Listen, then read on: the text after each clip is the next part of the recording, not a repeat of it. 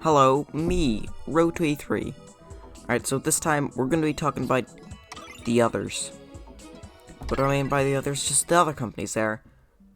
These being Microsoft and Sony. No, wait, they're not doing it.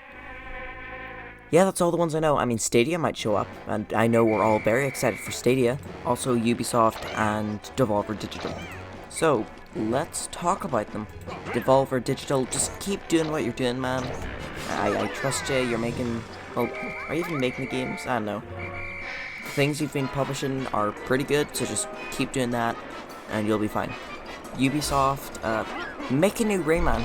Just hurry up, stop this Tom Clancy stupidness, just make a new Rayman, and make Uno 2, called DOS. And you know what, make a new Mario & Rabbids. Yeah, that's right, I get to actually talk about Nintendo in this. Make a new Mario & Rabbids game, and make Waluigi the main character. I don't know, just, I really enjoyed the game. Just make another one, make more of it, please, give me more. Next, let's talk about the big M themselves, Microsoft. What do I want to see from them? Alright, so firstly, Bethesda. I want to see them actually show off the new Skyrim and Starfield. Because that was shown, I think, last E3, and by that I mean 2019, not 2020, And by shown off, I mean they showed us a logo and said a couple words. But yeah, I would like to see some of the game. I'd be fine with just seeing either Starfield or Elder Scrolls 6. Maybe we won't. Seeing both probably won't happen, but hey, maybe it will, who knows. Speaking of Bethesda, I'm really happy that they've been bought out by Microsoft, because now, maybe having a big company to look over them and go, no, that's stupid, what you are doing is stupid, why? Would be really good for them, so you don't get another situation like Fallout 76 where, oh, use a 50-year-old engine, and let's put our B team on it who has never made a game before, that seems just lovely. Speaking of which, just get a new engine, that engine is older than so many people who have played like Skyrim and Elder Scrolls 4 and 3 and just all of them. Next, Rare. Now, they're quite well known for, of course, Banjo-Kazooie and Donkey Kong Country and just everything from the SNES to the N64, as well as a little bit of the original Xbox. So what I want to see is, I want to see a new game from them. I've heard that a new Perfect Dark game is being worked on, but I want to see something else. Like, show me Banjo 3, or Conker's Other Bad Fur Day, or even Rabbi the Ghoulies 2. I just want to see them work on another game. Or they could just show off something else for a funny pirate boat game. That'll be just go ahead. Next, Double Fine. Double Fine has been working on Psychonauts 2 for ages. Show it to us now. Just let me see it. Right, next, Minecraft. Now, I know that Minecraft has its own special thing during October, but the thing is that recently, they split the big cave update into two. One where you get every single block from that update, that's gonna go well, and one where you just get the generation, the caves and cliffs part. So main two things I want to hear. I want to hear the date, like when exactly are we getting this first part of the update, and what exactly will be in it, and what won't be. Like Skulk and the Wardens, is that included in this update, or is it not? What about the Flowery Caves? I know that those are technically world generation, but it's not as bad as having to make entire new cave systems, right? Or is it? I don't know. I'm not a member of Minecraft's team. And then what's going to be in the other update as well? Because if it's just the caves and just the cliffs, yes, that is extremely fun and interesting, but if an update is just new generation, even if it is, really good, it might be boring. It might not be enough for a lot of people. So is there going to be any exclusives in that? Is that where we're going to see the archaeology? Will there maybe have most of the team working on the generation, maybe with a small little portion working on all the smaller stuff? But I mean, hey, they're able to get away with an update just adding bees and fixing bugs. So I mean, they might be able to pull off an update which is just caves and cliffs.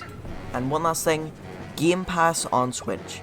I've heard a lot of rumors going about, well, firstly it's just Xbox and Nintendo working together, which doesn't seem too out of line, they've been buddy-buddy quite recently. And then I've seen a couple rumors saying Games Pass on Switch, which would be really interesting. And I think in some ways it could also make sense. Like, I think if it is on Switch, it will be very limited. Like, it won't be like Xbox where day one new big game comes right onto system. I think if it is on Switch, it is going to be severely cut down. They'll just focus on some of the older titles and some of the smaller. But even with those limitations, it still would be really cool to see Game Pass on Switch.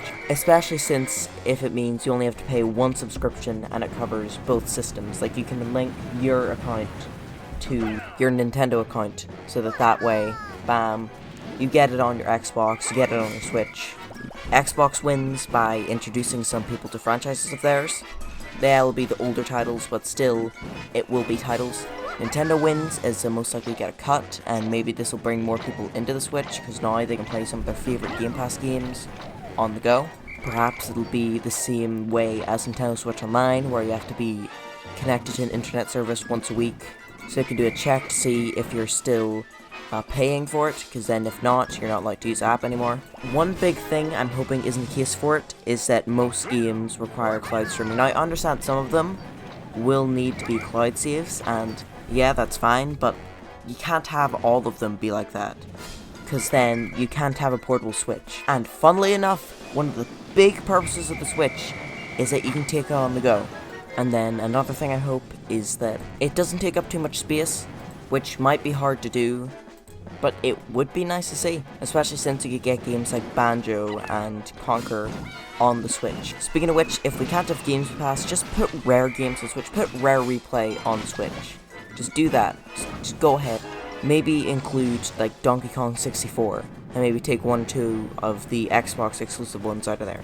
Just give us that on Switch, if we can't have Replay. I need to get my fix of Attic Attack. Anyway, yep, that's it, that's the video. You can probably tell why I'm more interested in talking about Nintendo. They just seem a lot more unpredictable than the other companies. Also, I don't care all too much about the other companies. Like, yes, I do own an Xbox and a PlayStation, and I've played a fair amount of Ubisoft games and Devolver Digital, but I just don't care about them nearly as much as I do Nintendo. As I said, they're the most random ones, so they're the most fun to speculate about, because anything you say is somewhat possible. Like everything I said and my somewhat unreasonable E3 thing, all of that could theoretically happen. Like, yeah, we might see a Pikmin 4, we might see a new Mario & Luigi. That's the thing about Nintendo, said nobody really knows what's going on in there. Except for 1 or 2 leakers who somehow do, but still, most of us don't know, and even then the leakers can't know everything. Like, unless the leaker is Doug Bowser or Miyamoto himself, like, I don't think that they know everything. Like, even then, I don't think Miyamoto would know everything if he was a leaker.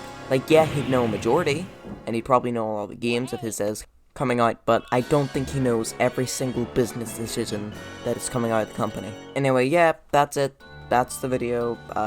Like and all. Tell me which companies I missed out. There's probably a couple.